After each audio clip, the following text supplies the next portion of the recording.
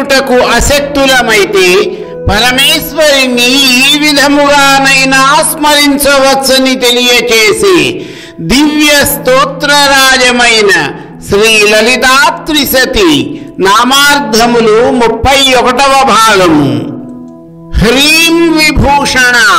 భువనేశ్వరి బీజాక్షరమైన హ్రీంకారమును గురించి మరింతగా వివరిస్తూ శ్రీ లలితా త్రిశతి స్తోత్రము పరమేశ్వరిని హ్రీం విభూషణ అనే నామముతో కీర్తించింది. ఈ నామములో హ్రీం అనే బీజము యొక్క గుణములను వర్ణించింది. హ్రీం బీజము అనేది హకార రకార మకారముల సంయుక్త స్వరూపము అన్న విషయమును మనము ఇప్పటికే గ్రహించాము. హకారము శివుని సంకేతిస్తుంది. ఈశ్వరుడు ఘనీభవించిన నెయ్యిలాగా శ్వేతవర్ణుడు. అందువలన హకారము శ్వేతవాచకము, రకారము లేదా రేఫము రోహితార్థకము అనగా ఎరుపు రంగును సూచించున్నది. ఇక మూడవదైన ఈకారము నీలవర్ణము కలిగినది. ఈ విధముగా శుక్ల లేదా శ్వేత, రక్త లేదా అరుణ, నీలవర్ణముల సమన్వితమే హ్రీంకారము. గురుముఖత ఉపదేశమును స్వీకరించి సాధన చేసిన వారికి కొంతకాలము సాధన చేసిన తరువాత ఈ 3 వర్ణములు కూడా వారి ఆజ్ఞాచక్రములో దర్శనమివ్వడం అనేది అనుభవైక వేద్యము. అదే అమ్మ దర్శనము. చైతన్య స్వరూపిణి స్వయం ప్రకాశకురాలు అయిన మాత హ్రీం బీజమును ఆభరణముగా ధరించుటచే శ్రీ లలితా త్రిశతి జగన్మాత లలితా మహాత్రిపుర సుందరిని హ్రీం విభూషణ అనే నామముతో కీర్తించింది. మనము గనుక గమనించినట్లయితే హ్రీంకారములోని 3 వర్ణములైన శుక్ల, రక్త, నీలవర్ణములు ప్రకృతిలోని సత్వ, రజస్తమో గుణములకు ప్రతీకలు. పరబ్రహ్మస్వరూపిణి అయిన జగదీశ్వరి లలితాంబిక ఈ సమస్త విశ్వమును, అందులోని చరాచర జీవులను ఈ త్రిగుణములకు లోబడే సృష్టించింది. తాను మాత్రము ఆ త్రిగుణములకు లోబడక త్రిగుణాతీతగా కేవలము ఆ 3 గుణములను తన ఆభరణముగా ధరించి పరమేశ్వరి హ్రీం విభూషణ అని కీర్తించబడుచున్నది. జీవులందరికీ కూడా నిశ్చయ జ్ఞానమును కలిగించున్నది కనుక కూడా పరమేశ్వరి హ్రీం విభూషణ అని భక్తులచే స్తవనీయురాలవుచున్నది. మనము జగన్మాత సగుణ రూపమును దర్శించినట్లయితే ఆపాదమస్తకము ఆ తల్లి అనేక ఆభరణములను ధరించి ఉంటుంది. ఆ ఆభరణములన్నీ కూడా నిర్గుణ స్వరూపిణి అయిన ఆ తల్లికి హ్రీం విభూషణములే. హ్రీం శీల. హ్రీంకారములోని హకార, రకార, ఈకారములు త్రిమూర్తులైన బ్రహ్మ, విష్ణు, రుద్రులకు కూడా సంకేతము. సృష్టి, స్థితి, లయలు అనే కార్యములకు ఈ ముగ్గురిని సృష్టించి నియమించింది జగన్మాత శ్రీ లలితా మహాత్రిపుర సుందరి.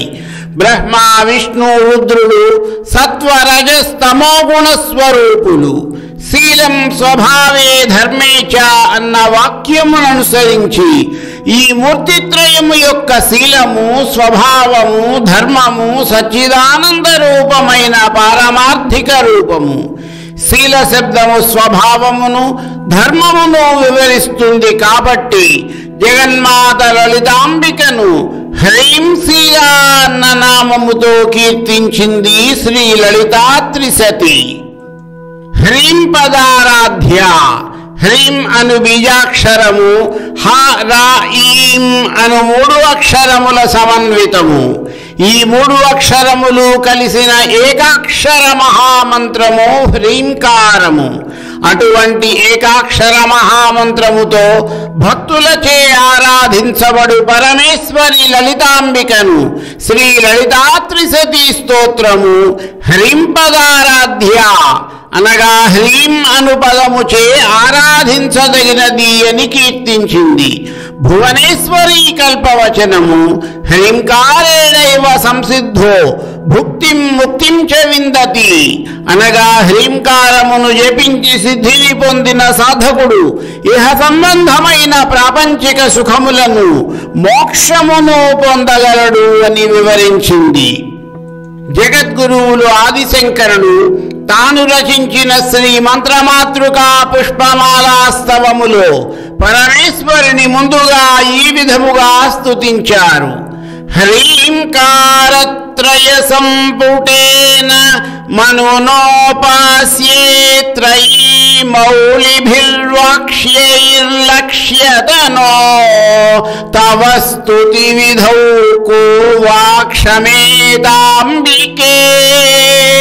సల్లాపాః స్తుతయః ప్రదక్షిణ శతం సంచారయే వాస్తుతే సంవేశో నమసః సహస్రమఖిలం త్వత్ప్రీతయే కల్పతాం. అమ్మా, 3 హ్రీంకారములు కలిగిన పంచదశి మహామంత్రముచే ఆరాధించదగిన దానవు నీవు. ఉపనిషత్తుల యొక్క వాక్కు అర్థము లక్ష్యార్థమే నీ స్వరూపము. అటువంటి నిన్ను స్తుతించుటకు ఎవరికి శక్యము? నేను అశక్తుడను తల్లి అని ప్రార్థిస్తూ సౌందర్యలహరిలోని 27వ స్తోత్రములో జగన్మాతను ఈ విధముగా ప్రార్థిస్తున్నారు. జపో జల్పః శిల్పం సకలమపి ముద్రా విరచనా గతి ప్రాదక్షిణ్యక్రమణమశనాద్యాహుతి విధిః ప్రణామః సంవేశః సుఖమఖిలమాత్మార్పణదృశా సపర్యాపర్యాయస్తవ భవతు యన్మే విలసితం. అమ్మా, స్వచ్ఛమైన మనసుతో నీ మీద ధ్యానముతో నేను పలికిన పలుకులన్నీ కూడా నీ మంత్రములుగానే భావించు. మాత, ఈ పంచభౌతిక దేహము నీవు ప్రసాదించినదే కనుక నేను నా 2 హస్తములచే చేసే క్రియలన్నిటినీ నీ ముద్రలుగానే భావించు. ఈ శరీరముతో నేను ఎక్కడ సంచరించినా అది నీ ప్రదక్షిణగానే భావించు. నేను ప్రదర్శించే అంగభంగిమలన్నిటినీ కూడా నీకు నేను చేసే నమస్కారములుగానే భావించు. నాలో ఉన్న జఠరాగ్ని స్వరూపము నీవే కాబట్టి నేను స్వీకరించే పదార్థములు నీకు నైవేద్యముగానే భావించు అని ప్రార్థిస్తూ హ్రీం హ్రీమితి ప్రతిదినం జపతాం తవాఖ్యాం కిం నామ దుర్లభమిహ త్రిపురాధివాసి. అమ్మా త్రిపుర సుందరి, నీ వాచకమైన హ్రీం బీజమును ప్రతి దినము జపించే వారికి ఈ లోకములో లభ్యము కానిది అంటూ ఏది ఉండదు అంటూ హ్రీం అను బీజాక్షరము యొక్క ప్రాముఖ్యతను వివరించారు. మరికొన్ని నామార్థముల వివరణ తరువాతి భాగములో.